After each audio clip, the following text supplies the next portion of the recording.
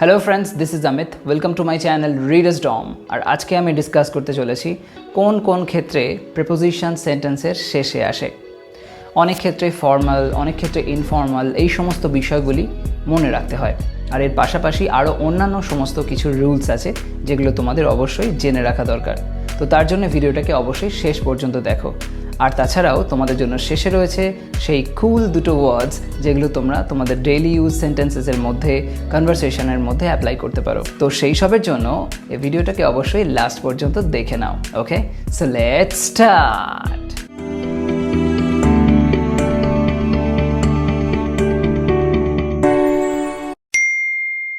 কোয়েশ্চেন্সের ক্ষেত্রে মনে রাখবে যে প্রেপোজিশন প্রধানত যদি সেন্টেন্সের শেষে আসে তাহলে সেটি ইনফর্মাল সেন্স বোঝায়, আর যদি সেন্টেন্সের শুরুতে আসে তাহলে সেক্ষেত্রে ইউজুয়ালি ফর্মাল সেন্স হয়।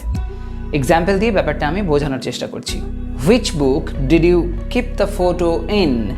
এটির অর্থ হলো যে কোন বইটির মধ্যে তুমি ছবিটি রেখেছিলে। এখানে দেখো ইন প্রেপোজিশনটি সেন্টেন্সের শেষে আসলো, কিন্তু যদি এটা আমরা সেন্টেন্সের শুরুতে দিয়ে বলি তাহলে কেমন সাউন্ড করবে? In which book did you keep the photo? এটা দেখো অনেক বেটার সাউন্ড করলো। তো এটা হলো ফর্মাল সেন্স, কিন্তু যখন ইনটা সেন্টেন্সের শেষে আসছে তখন সেটি হচ্ছে ইনফর্মাল সেন্স। আরও একটা এক্সাম্পল দেখা যাক। What have you called me for? তুমি আমাকে কি জন্য ডেকেছো? এখানে দেখো ফর প্রিপোজিশনটি সেন্টেন্সের শেষে এসছে, তাহলে এটি হলো ইনফর্মাল। কিন্তু যদি এটাকে আমরা ফর্মালি বলতে চাই তাহলে বলতে হবে for what have you called me. Okay, এটা অনেক বেটার সাউন্ড করছে।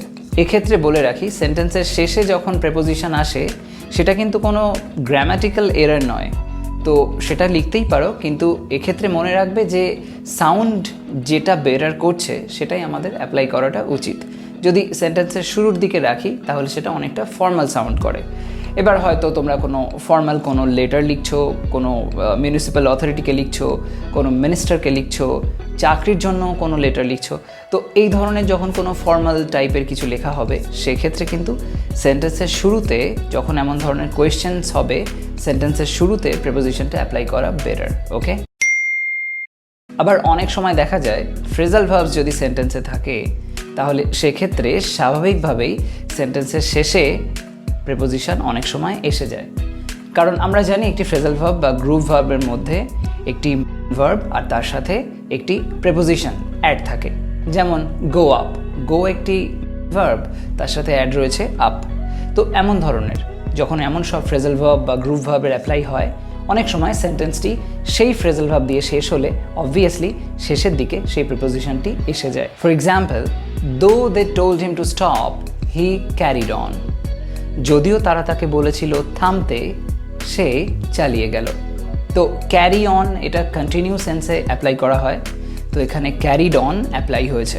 তো এই ক্যারি অন একটি ফ্রেজাল ভার্ব যেটি কন্টিনিউ সেন্সে অ্যাপ্লাই হয়। তো এখানে সেই ক্যারিড অন আমরা যেই লিখছি অন প্রিপোজিশনটি শেষে থাকছে।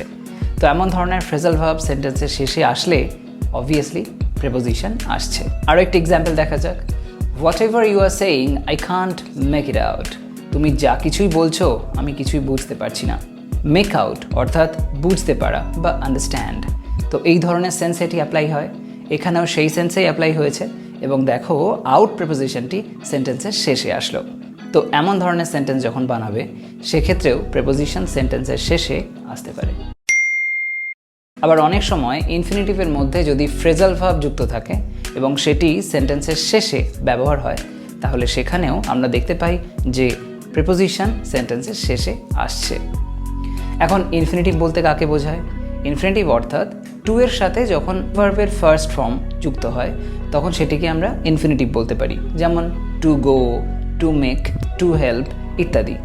এগুলো প্রধানত বাংলাতে তে বিভক্তিতে ব্যবহার হয়, যেমন করতে, খেতে, ঘুমাতে ইত্যাদি সেন্সে। আমি এর আগে ইনফিনিটিভ নিয়ে একটি ভিডিও করেছিলাম, সেখানে এই ব্যাপারগুলো ডিটেলসে আলোচনা করেছি। যদি তোমরা সেই ভিডিওটা না দেখে থাকো তাহলে তার লিঙ্কটা আমি উপরে দিয়ে দিয়েছি, সেখান থেকে অবশ্যই সেটা দেখে নাও, তোমাদের এই সংক্রান্ত কোনো কনফিউশন থাকবে না। তো যাই হোক, এই ইনফিনিটিভ রিলেটেড এক্সাম্পলস দেখা যাবে। If you want me there tonight you need to call me in. যদি তুমি আমাকে সেখানে চাও তাহলে তোমার আজ রাতে আমাকে নিমন্ত্রণ করতে হবে। তো কল মি ইন। ওকে, তো এখানে টু কল মি ইন, তো টু এর পরে কল অ্যাপ্লাই হয়েছে, ইনফিনিটিভ হয়েছে, আর কল ইন মানে ইনভাইট অর্থাৎ নিমন্ত্রণ করা, এটি একটি ফ্রেজাল ভার্ব। তো এখানেও আমরা দেখতে পেলাম ইন যে প্রিপোজিশনটি এটি সেন্টেন্সের শেষে ব্যবহার হলো। আরও একটা এক্সাম্পল দেখে নেওয়া যাক। There was a big problem and I try to work it out. সেখানে একটি বেশ বড় সমস্যা ছিল এবং আমি সেটিকে সমাধান করার চেষ্টা করেছিলাম। ওকে, এমন সেন্সে এখানে I tried to work it out, এই যে টু এর পরে ওয়ার্কআউটের অ্যাপ্লাই হচ্ছে, তো এখানে ইনফিনিটিভ হয়ে গেল এবং তার সাথে সাথে ফ্রেজাল ভার্বও থাকলো। তো এমন ধরনের সেন্স যখন আসবে শেষের দিকে, এখানে যেমন আউট আসলো, আগের সেন্টেন্সে ইন আসলো, এমন সমস্তভাবে প্রিপোজিশন সেন্টেন্সের শেষে আসতে পারে। আবার অনেক সময় রিলেটিভ ক্লজের মধ্যেও ইনফর্মাল সেন্সে আমরা প্রিপোজিশন শেষে রাখতে পারি, কিন্তু ফর্মাল সেন্সে হয়তো সেটা কারেক্ট হয় না। তো এই রিলেটিভ ক্লজ নিয়ে যদি তোমাদের কোনো কনফিউশন থেকে থাকে, আমি এই রিলেটিভ ক্লজের উপরে এবং অন্যান্য সমস্ত ক্লজের উপরেই একটি ভিডিও করেছি, সেটা যদি তোমরা না দেখে থাকো আমি সেটির লিঙ্ক উপরে দিয়ে দিয়েছি, সেখান থেকে অবশ্যই দেখে নিও। তো যাই হোক, আমি রিলেটিভ ক্লজের কয়েকটি এক্সাম্পলসের মাধ্যমে ব্যাপারটি বুঝিয়ে দিচ্ছি। He is the man with home I am going, এটি সেই লোক যার সাথে আমি যাচ্ছি। তো এখানে যে উইথ হোমের ব্যবহার হতে দেখছি, এটিকে যদি ইনফর্মাল সেন্সে বলি তখন এই হোমটিকে বাদ দিয়ে দেওয়া যেতে পারে, তবে সেটি অবশ্যই স্পোকেন ইংলিশের ক্ষেত্রে ঠিক আছে, কিন্তু গ্রামাটিক্যাল যেহেতু একটা এরার রয়ে যাচ্ছে, তাই জন্য রিটেন ইংলিশে সেটা কিন্তু অ্যাকসেপ্টেবল নয়। তো যাই হোক, সেই অনুযায়ী তাহলে সেন্টেন্সটি কেমন হতে পারে? He is the man I am going with. Okay, he is the man I am going with, এই যে সেন্সটা আমি বললাম, এখানে উইথটা সেন্টেন্সের শেষে আসলো, তাহলে এমন ধরনের সেন্টেন্সের ক্ষেত্রে আমরা বলতে পারি যে প্রিপোজিশন শেষে আসছে। আরও একটা এক্সাম্পল দেওয়া যাক। This is you for home I bought it, এটা তুমি যার জন্য আমি এটা কিনেছি। তো এর মধ্যে কোনো ভুল নেই, এটা হলো ফর্মাল।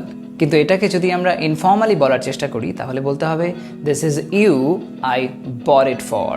তবে আমি আবারও বলছি, এটা কিন্তু স্পোকেন ইংলিশের ক্ষেত্রে, অর্থাৎ যখন ইংলিশে কথা বলছো তখন সেক্ষেত্রে এইভাবে বলতে পারো, কিন্তু যখন রিটেন ইংলিশ হবে সেখানে এর ইউজটা কিন্তু not right. Okay, remember that. আবার অনেক সময় প্যাসিভ ভয়েসের ক্ষেত্রে যদি বাই ফ্যাক্টরটি রিমুভ করা থাকে তাহলে সেক্ষেত্রে সেন্টেন্সের শেষে প্রিপোজিশন আসতে পারে। এখানে বাই ফ্যাক্টর বলতে আমি বোঝাতে চাইছি, ধরো একটা লাইন এমন হলো যে the building was constructed by them, এই যে বাই দেম ব্যাপারটা, এই ফ্যাক্টরটা যদি রিমুভ করা থাকে, instead of that the building was constructed, এমন পর্যন্ত ব্যাপারটা যাবে। তো এমন অনেক ধরনের সেন্টেন্স হয়, তো সেই সমস্ত সেন্টেন্সের ক্ষেত্রে শেষে প্রিপোজিশন আসতে পারে। For example, this problem has been ডেল্ট with, সমস্যাটির সাথে মোকাবিলা করা হয়েছে। কেউ একজন বা কয়েকটি লোক হয়তো তারা মোকাবিলা করেছে, তাদের ব্যাপারটা উজ্জ্ব রয়েছে, বাই ফ্যাক্টর রিমুভ করা আছে, এখানে ডেল্টের পরে উইথ ব্যবহার হয়েছে এবং উইথ সেন্টেন্সের শেষে আসলো। তো এমন ধরনের সেন্টেন্স যখন হয় তখন সেক্ষেত্রে আমরা প্রিপোজিশন শেষে আসতে দেখতে পাই। আর একটি এক্সাম্পল দিয়ে দিই, the match has been called off, ম্যাচটি বাতিল করা হয়েছে। এই যে কল্ড অফ তো কেউ করেছে, অবশ্যই অথরিটি করেছে, কিন্তু সেটা আর দেয়া নেই। সেন্টেন্সটি দেখলেই বোঝা যাচ্ছে যে ডেফিনেটলি যাদের পাওয়ার আছে তারাই করেছে, তাই জন্য বাই ফ্যাক্টরটাকে রিমুভ করে দেওয়া হয়েছে। তো এমন ধরনের কিছু কিছু সেন্টেন্স হয় প্যাসিভ ভয়েসে যেখানে বাই ফ্যাক্টর এতটা ইম্পর্ট্যান্ট হয় না, সেন্টেন্সের বাকি অংশটা দেখলে সেটি বোঝা যায়। তো এমন ধরনের সেন্টেন্সের ক্ষেত্রে শেষের দিকে প্রিপোজিশন আসতে পারে, বিশেষ করে যদি ফ্রেজাল ভার্বের ব্যবহার হয়ে থাকে মেন ভার্ব হিসেবে। তো দেখো, এই ফ্রেজাল ভার্ব ফ্যাক্টরটা কিন্তু বারবার আসছে, তো ওটাকে অবশ্যই একটা মোস্ট ইম্পর্ট্যান্ট একটা ম্যাটার হিসেবে মনে রাখার চেষ্টা করবে। এনিওয়ে, তো এখানে দেখলে যে কিভাবে সেন্টেন্সের মধ্যে যখন বাই ফ্যাক্টরটি রিমুভ থাকছে তখন প্যাসিভ ভয়েসে সেন্টেন্সের শেষে প্রিপোজিশন আসলো। আবার অনেক সময় এমন হয় যে কিছু এমন ইডিয়াম আছে যে ইডিয়ামগুলি শেষে প্রিপোজিশন আছে, আর সেই ইডিয়াম যখন সেন্টেন্সের শেষের দিকে ব্যবহার হয় স্বাভাবিকভাবেই সেন্টেন্সের শেষে প্রিপোজিশন এসে যায়। For example, of and on, অর্থাৎ কখনো কখনো। তো এটিকে যদি আমরা সেন্টেন্সের মধ্যে অ্যাপ্লাই করি, he comes in off and on, সে কখনো কখনো আসে।